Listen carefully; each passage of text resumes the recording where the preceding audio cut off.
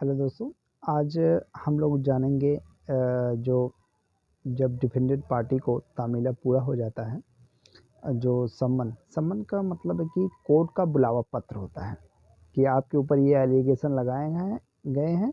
इसको आप जो है कोर्ट में प्रस्तुत होकर उसको सिद्ध करिए या उसको उन आरोपों को खंडित करिए। तो इस तरीके से जो है जो जब डिफेंडेंट पार्टी जब आ जाता है कोर्ट में, तो एक रिटन स्टेटमेंट लगाता है। इसकी प्रक्रिया जो है आर्डर नंबर 8 और रूल नंबर 1 से लेकर 10 तक जो है बताए गए हैं। जब रिटन स्टेटमेंट दाखिल करता है, तो जो भी और एलिगेशन लगाए गए हैं स्टेप बाय स्टेप उसका जो है बयान करता है। कुछ एलिगेशन जो है गलत लगाए जाते हैं, तो उसको जो है एविडेंस के माध्यम से वो प्रस्तुत करते हैं कि महोदय ये बहुत पुराना कागजात है और जो एग्रीमेंट हुआ था वो गलत तरीके से हुआ था या फ्रॉड तरीके से हुआ था या अंडर इन्फ्लुएंस तरीके से हुआ, वाइडेबल हुआ था। इस तरीके से जो है मामले को जो है अपना प्रस्तुत करते हैं। जब सम्मन पूरा हो जाता है तो 30 दिन के अंदर ही जो है कोर्ट में प्रस्तुत होकर अपना रिटन स्टेटमेंट देना होता है। मान लीजिए कभी-कभी देरी हो जाती है, डिफेंडेंट पार्टी कहीं पर दूसरी जगह रहता है, नहीं टाइम से पहुँच पाता है, तो वो जो है 90 दिन के भीतर जो है प्रस्तुत हो गया तो ठीक है, 90 दिन के बाद जो है एक्स पार्टी हो जाती है। तो एक्स पार्टी उसे कहते हैं कि एक पार्टी जो है मान लीजिए सुनकर जो है उस पर डिक्री पारित हो जाती है। तो एक्स पार्टी का मतलब डिक्री तो इतना जल्दी पारित होती नहीं है, क्योंकि जो है जो डिफेंडेंट पार्टी रहेगा वो ज़रूर न्यायालय में उपस्थित होगा। तो डिफेंडेंट पार्टी जो है अपना जो है जवाबी पत्र जो है लेकर प्रस्तुत होगा। उसमें सबसे पहले जो है उद्धृत करेगा जो ब्रीच ऑफ ड्यूटी हुई है, जो ब्रीच ऑफ कॉन्ट्रैक्ट हुआ है, उसको उस एलिगेशन को खंडित करने का प्रयास करेगा। और उसमें जो है सबूत भी पेश करेंगे, एविडेंस भी लाएंगे कि महोदय जो है हमारे पास इससे जो है एविडेंस है या विल है या मॉर्गेज है या किसी के आधार पर जो है अपना जो है उस वादी पक्ष का जो है विरोध करते हुए और जो है उसको जो है खंडित करेगा कि महोदय हमारे साथ न्याय हो।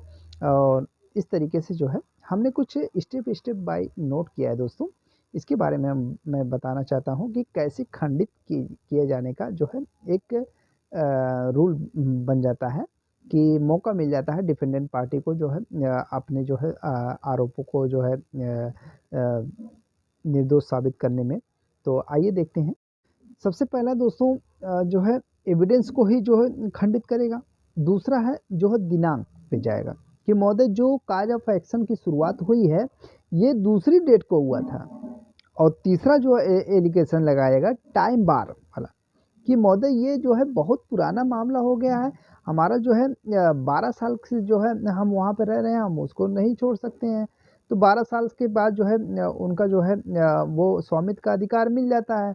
फिर उसके बाद जो है कभी-कभी ये देखते हैं कि 3 महीने की टाइम ही रहती है, फिर 6 महीने का जो है लिमिटेशन एक्ट में जो बताया गया है कि 6 महीने की टाइम रहती है, फिर 1 साल की जो टाइम रहती है, उन टाइम बार को जो है डिफ़ाइन करेगा कि महोदय जो टाइम बार जो है वो ऊपर हो गया है, इसमें जो है हमारे पक्ष में जो है डिक्री पारित करने की ये वो माँग करेगा। तो फिर इसके जो अगला है अ, who may file written statement. Written statement कौन दाखिल कर सकता है? रिटन स्टेटमेंट जो डिफेंडेंट पार्टी है, जिस पर ऊपर आरोप लगाया गया है, वो रिटन स्टेटमेंट दाखिल करेगी। फिर उसके बाद जो है रेस जुडिकाटा जो मान लीजिए वो क्षेत्राधिकार के अंतर्गत नहीं आता। और दूसरा बात जो है एक बार विचारण हो गया, दूसरे उसी में जो है न्यायालय में तो नहीं जा सकते हैं। इस तरीके से जो रेस जुडिकाटा के जो नियम है उसको जो है अप्लाई करने का प्रयास करेंगे। फिर उसके बाद जो है जुडिक्शन जो क्षेत्राधिकार में है, न्यायालय के इस क्षेत्राधिकार में नहीं है महोदय, इसको जो है अगली कोर्ट में जो है दाखिल किया जाना चाहिए। तो वह न्यायालय जो है दूसरी कोर्ट में उसको जो है ट्रांसफ़र कर देती है। फिर उसके बाद जो है फ्रॉडुलेंट वाइडेबल मान लीजिए कोई जो दस्तावेज जो हमने बताया कि जो दस्तावेज जो एलिगेशन लगाए जाते हैं वो फ्रॉड तरीके से लिए गए थे महोदय, इसको जो है देखा अंडर इन्फ्लुएंस हो या जो है वाइडेबल के मामला हो या वाइड अब इनिशियो हो, इस तरीके से जो है खंडित करने का प्रयास करेगा। फिर लास्ट में आता है मार्गेज का मामला हो तो उसको जो है अपने आप अनुसार जो है प्रस्तुत करेगा। एक बाकी रह गया जो मैरिज है। मैरिज के लिए बात जब आती है तो सिविल प्रक्रिया में सबसे पहले खंडित करने का आधार ये बनता है कि जो मैरिज सॉलोमनाइज हुई थी महोदय, ये वाइडेबल है। तो इस तरीके से वाइडेबल मैरिज हुआ, सपिंडर रिलेशनशिप जैसे हम लोगों ने पढ़ा होगा। तो इस तरीके से जो है आधार को जो है खंडित करने का जो कोशिश करेंगे। तो कुल मिला-जुला के हम ये समझ सकते हैं कि जो जवाबी पत्र होता है वो रूल नंबर 1 और 1 से जो 10 तक बताए गए हैं, वो एक जो है डिफेंडेंट पार्टी को मौका मिलता है कि अपने वाद को प्रस्तुत करें, जो जवाबी पत्र है उसको प्रस्तुत करें। फिर इसमें जो दोस्तों एक आता है सेट ऑफ और एक आता है काउंटर क्लेम आता है। सेट ऑफ वह होता है जैसे कोई एलिगेशन इसने लगाया, इन्हें लगा कि मेरा 10,000 रुपये बाकी है महोदय, तो डिफेंडेंट पार्टी रहेगा, वो कहेगा कि महोदय मेरा बहुत पहले का 5,000 रुपये बाकी है। मतलब टाइम लिमिट के अनुसार वो अपना एविडेंस बताएगा कि हम महोदय 5,000 रुपये बाकी है। तो वहीं पे कंफर्म हो जाएगा कि जब 5,000 रुपये तो पहले आपका था, तो 5,000 रुपये जो है उसमें सेट ऑफ कर दिया जाता है। एक काउंटर क्लेम होता है।